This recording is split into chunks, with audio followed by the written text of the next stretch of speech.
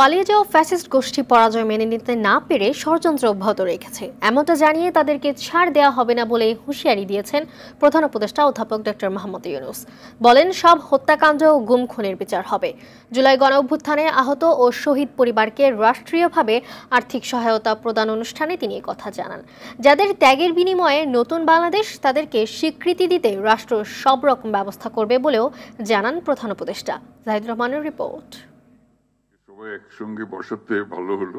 জুলাই গণ অভ্যুত্থানে আহত ও শহীদ পরিবারকে রাষ্ট্রীয়ভাবে আর্থিক সহায়তা প্রদান শুরু করল অন্তর্বর্তী সরকার। জুলাইয়ের অভিজ্ঞতা বর্ণনা করতে গিয়ে এ সময় কান্নায় ভেঙে পড়েন আহত ও নিহতদের স্বজনরা। এ সময় প্রধান উপদেষ্টা বলেন, এখন থেকে প্রাতিষ্ঠানিকভাবে শহীদ পরিবারগুলো রাষ্ট্রের অংশ। জুলাই গণ অভ্যুত্থানে আহত ও শহীদরা ইতিহাসের স্রষ্টা। আপনাদের কারণে আপনাদের যে ত্যাগ, সবার আপনাদের ভাই এবং আপনাদের সন্তানদের এবং যারা আহত হয়েছে তাদের বিনিময়ে আমরা আপনার এক হয়ে গেছি। আমরা সেই উপলক্ষে এসেছি। তা না হলে আজকে আপনার আমার সাক্ষাৎ হওয়ার কোনো কারণ ছিল না।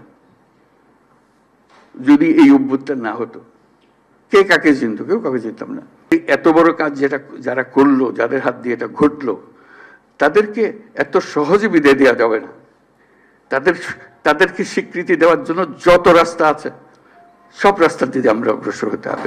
ষড়যন্ত্র মোকাবেলা করে দ্রুত সুন্দর দেশ গড়তে সবাইকে ঐক্যবদ্ধভাবে কাজ করার আহ্বান জানান প্রধান উপদেষ্টা।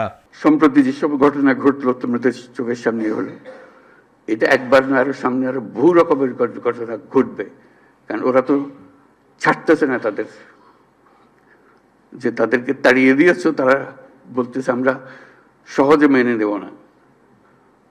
তারা সহজে মেনে নেবেন, আমরা তাদের সহজে মানাতে হবে। আমাদেরকে এই জায়গার থেকে সরে গেলে হবে না।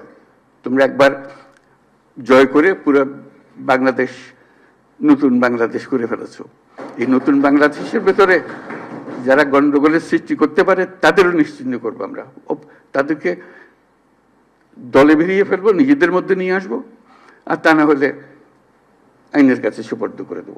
প্রতিটি শহীদ পরিবার এককালীন 30 লাখ টাকা আর্থিক সহায়তা পাবেন। পাশাপাশি প্রতিটি শহীদ পরিবারকে প্রতি মাসে 20,000 টাকা করে ভাতা দিবে সরকার।